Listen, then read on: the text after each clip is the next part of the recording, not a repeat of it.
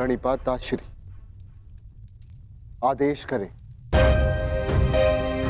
कि आपने हमें यहाँ क्यों बुलाया है? तुम्हारे साथ न्याय करते करते कदाचित मैंने अपने पुत्र के साथ ही अन्याय कर दिया युधिष्ठिर। विजय की हुई वस्तु पर विजेता का ही अधिकार होता है युधिष्ठिर, चाहे वो युद्ध में हो या फिर जुए में।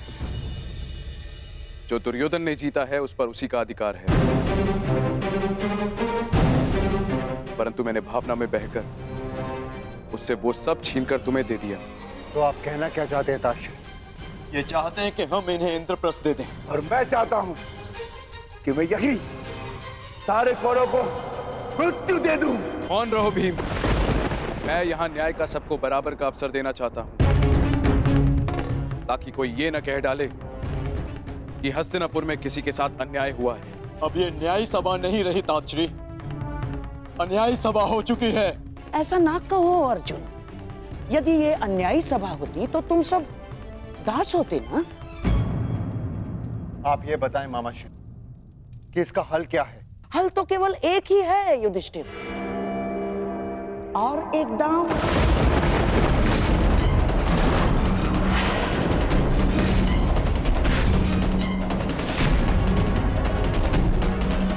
घबराओ मत पुत्रों, इस बार न राज्य दांव पर लगेगा और ना ही सम्मान,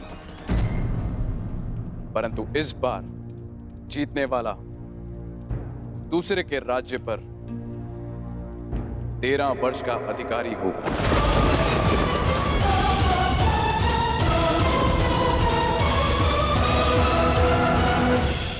और हारने वाले को 12 वर्ष का वनवास और 1 वर्ष के अज्ञातवास पर जाना होगा। और हाँ, यदि इस अज्ञातवास में अज्ञातवासी पकड़ा गया या पहचान लिया गया तो फिर से 12 वर्ष का वनवास और 1 वर्ष का अज्ञातवास। बोलो पुत्र, स्वीकार है? न्याय का केवल एक ही मार्ग है जो शेष है, एक ही मार्ग है जो धर्म की ओर जाता है। धर्मराज, कहो, क्या स्वीकार है तुम्हें ये मार्ग?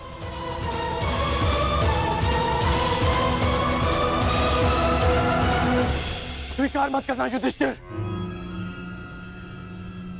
अस्वीकार कर दो ये दांव।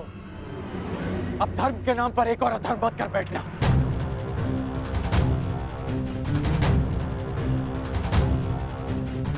मौन मत रहो युधिष्ठिर, अन्यथा इतिहास तुम्हें कभी क्षमा नहीं करेगा। मत खेलना ये दांव। महाराज धृतराष्ट्र मेरे पिता तुल्य हैं। पितामह, आचार्य द्रोण और काकाश्री सब यहाँ उपस्थित हैं और सबकी उपस्थिति में मुझे ये दांव खेलने को कहा जा रहा है। कदाचित ये दांव अधर्म, मैं इस दांव को ना कह सकता, इस अधर्म को ना कह सकता, परंतु बड़ों की आज्ञा का पालन करना ही मेरा धर्म है। मैं इस धर्म को ना नहीं कह सकता। तुम तो धर्म और अधर्म की परिभाषा ही भूल गए हो। या तुम्हारी स्मृति इतनी दुर्बल है कि तुम भूल गए कि कुछ ही क्षण पहले यहां क्या अनर्थ होते होते रह गया। तुम दास बनते बनते रह गए, तुम्हारी पत्नी का मान भंग करने का प्रयास किया गया। ये वही सभा है जहां वर्षों पूर्व मेरे भाई की हत्या की गई थी और आज एक स्त्री का मान भंग किया गया।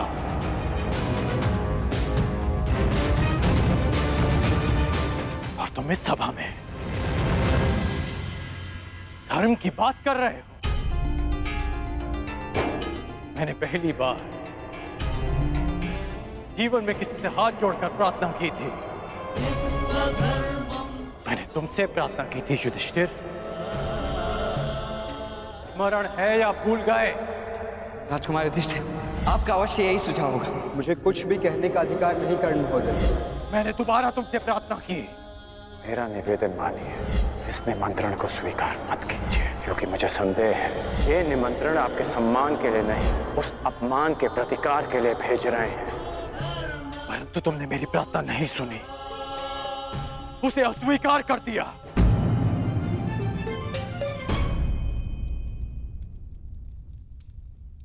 मैं अंतिम बार तुमसे प्रार्थना कर रहा हूं,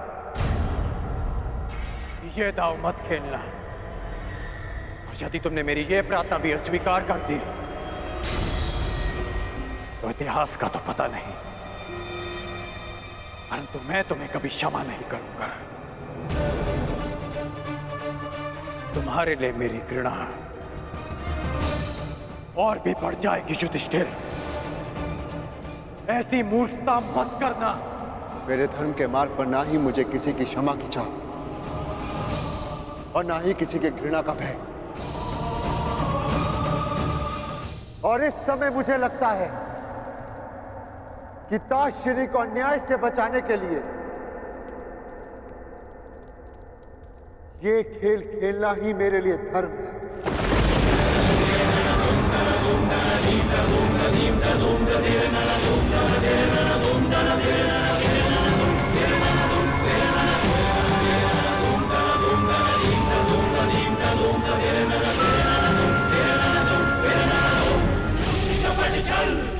तो क्या मैं ये समझ लूं कि सम्राट एक और दांव खेलने के लिए प्रस्तुत हैं? अस्वीकार कर दो पुत्र। पासों को छूना भी मत पुत्र। नहीं, नहीं पुत्र।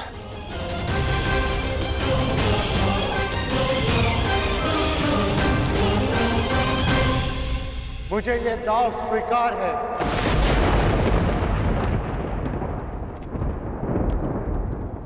प्रत्येक पापी को दंड भुगतना होगा। वो जिसने लालच के लिए छल किया, और वो भी जिसने अधर्म को धर्म मानकर उसका पालन किया। प्रत्येक को अपने कर्मों का फल भुगतना होगा।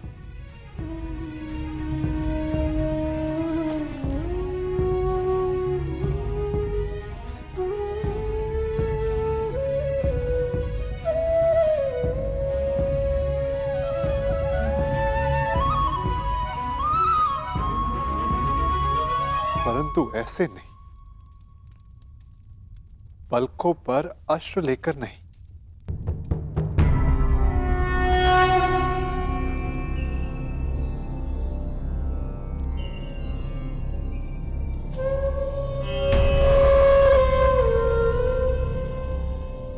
तुम्हारा जन्म इतिहास बदलने के लिए हुआ है सखी, इतिहास बनने के लिए नहीं। इसीलिए प्रतिशोध नहीं, तुम्हें न्याय का मार्ग चुनना होगा, क्योंकि प्रतिशोध अन्याय को जन्म देता है और न्याय एक नई व्यवस्था की स्थापना को।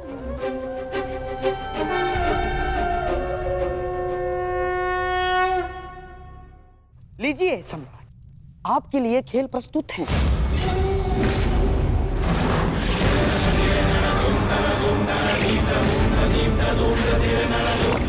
सुंदर युधिष्ठिर, अब मेरी बारी है।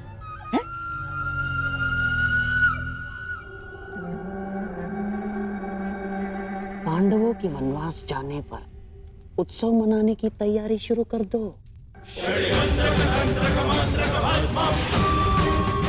पांडवों की हार निश्चित है। परंतु ये केवल मेरी नहीं, स्त्री के सम्मान की हार है सखा। मुझे प्रतिकार चाहिए, नाश चाहिए कौरवों का केशव। केवल दुर्योधन का, केवल कौरवों का, बस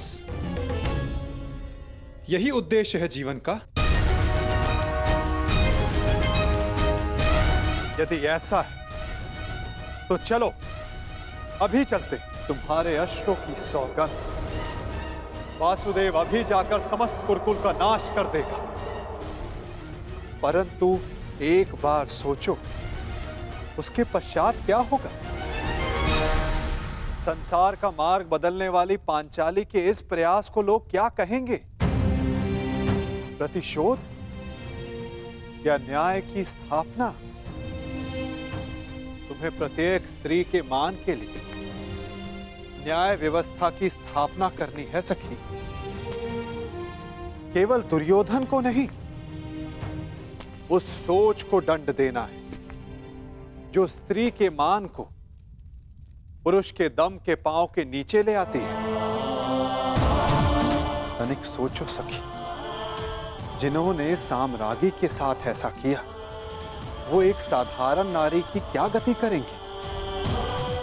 तुम्हें एक उदाहरण बनना होगा द्रौपदी, ताकि धर्म के नाम पर अधर्म का स्वांग बार बार रचने वालों के मन में धर्म का भय व्याप्त हो सके।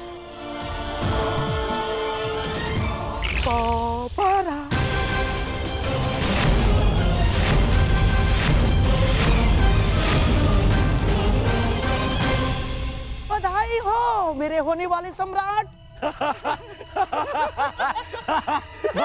दोबारा हार गए। पांडव दोबारा हार गए। सम्राट युधिष्ठिर, पांचाली को दासी बनने से तो तुमने बचा लिया, परंतु स्वयं को वनवासी होने से नहीं बचा पाए। वन में जाने को प्रस्तुत हो जाओ महान पांडु पुत्रों। और हाँ, स्मरण रखना, इस पूरे अवधि में ना ही तुम किसी से संधि करोगे और ना ही किसी मित्र राज्य में रहोगे। और हाँ, यदि 1 वर्ष के अज्ञातवास में पकड़े गए या पहचान लिए गए तो फिर से दोहराया जाएगा। दुर्योधन, ऐसा प्रतीत होता है कि इनका जीवन वन में ही कटना लिखा है। अब तुम ही बताओ, जन्म वन में लिया, विवाह वन में किया, और अब काल का सामना भी कदाचित वन में ही करोगे।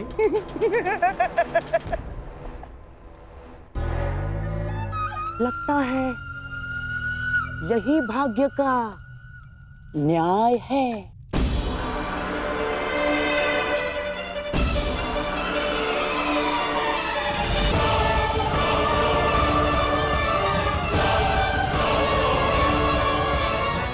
काल का सामना आप करेंगे मामा श्री, क्योंकि इस अन्याय का प्रतिशोध हम लेंगे, न्याय लेंगे हम। तुम्हें न्याय मिलेगा। प्रत्येक पापी को उसके किए अधर्म का दंड मिलेगा।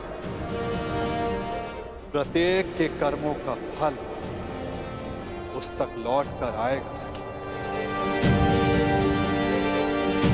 13 वर्ष पश्चात हम फिर लौटेंगे, और इस बार आज्ञा नहीं, हम अपना अधिकार लेंगे। और जो कुछ इस द्यूत भूमि में हुआ है, उसका प्रतिकार हम युद्ध भूमि में लेंगे। मैं प्रतिज्ञा लेता हूं कि पांचाली के अपमान पर अट्टहास करने वाले इन 100 कौरवों को मैं अपने इन हाथों से यमलोक भेज दूंगा।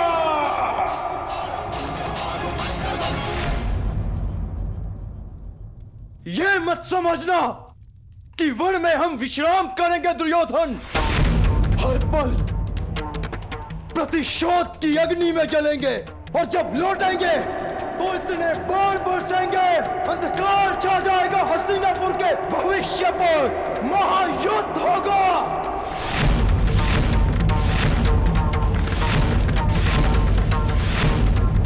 बात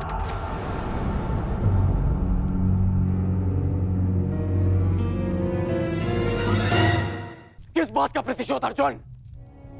आज द्रौपदी का सम्मान भंग हुआ तो उसका कारण दुर्योधन के प्रतिशोध से अधिक युधिष्ठिर का लालच था। और अब वनवास भी तुमने स्वयं पाया।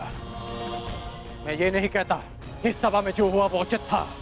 दुर्योधन ने जो किया वो धर्म था। तुमने भी अधर्म किया।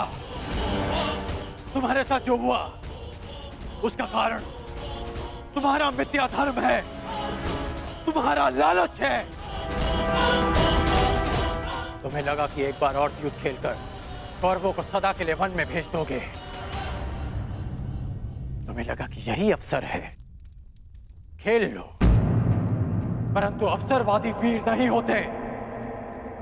वीर वो होते हैं जो हर क्षण को अवसर बना दें। यदि आज तुम ये दूसरा दांव ना खेलकर युद्ध करते तो सौगंध अपने गुरु परशुराम की कि अपने आत्मग्लानि के निराकरण के लिए मैं स्वयं अपना कवच निकालकर तुम्हारे चरणों में रख देता और तुमसे कहता कि मेरा सर धड़ से अलग कर दो।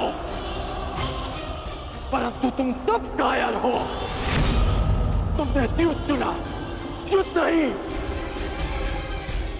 द्रौपदी का मान भंग करने के उत्तरदायी तुम पांचों भाई हो। जब देखो नियम और धर्म का बखान करने वाले। जानते भी हो कि नियम और धर्म क्या है? नियम और धर्म वो होते हैं जो समाज और मनुष्य के कल्याण के लिए होते हैं, और जो नियम और धर्म विनाश ले आए वो अधर्म है। और इस बार ये अधर्म तुम सबने किया है। धर्म और अधर्म का निर्णय इस सभा में नहीं होगा कर्ण। बीतने दो 13 वर्ष, उसके पश्चात होगा यह निर्णय। उन 13 वर्षों के पश्चात कर्ण युद्ध भूमि में तुम्हें सबसे आगे खड़ा मिलेगा। तुम भाई जिसे धर्म युद्ध कहते हो, मैं उसे तुम जैसे धर्म को ना समझने वालों के विरुद्ध महायुद्ध कहता हूं। ये युद्ध प्रतिशोध के लिए नहीं होगा, ये धर्म युद्ध होगा। धर्म और न्याय की स्थापना के लिए होगा, साधुओं के परित्राण के लिए, दुष्कर्मियों के नाश के लिए होगा। जब खेत में खरपतवार इतनी बढ़ जाए कि रोकी ना जा सके तो उसे जलाकर भस्म कर दिया जाता है, ताकि उसकी भस्म की नींव पर नई फसल जन्म ले सके। एक नए संसार के लिए, एक नई व्यवस्था की स्थापना के लिए, सुनहरे भविष्य के लिए, कलंकित वर्तमान के विरुद्ध युद्ध होगा। इस सृष्टि का सबसे बड़ा युद्ध होगा। उनके विरुद्ध जिनके हाथों में मैं भारत का भविष्य सुरक्षित नहीं समझता। तुम्हारे धर्म की विद्या सोच और मेरे परिवर्तन की प्रतिज्ञा के मध्य होगा महायुद्ध, होगा महाभारत। ऐसा युद्ध जो ना पहले कभी हुआ है, ना इसके पश्चात होगा। होगा महाभारत।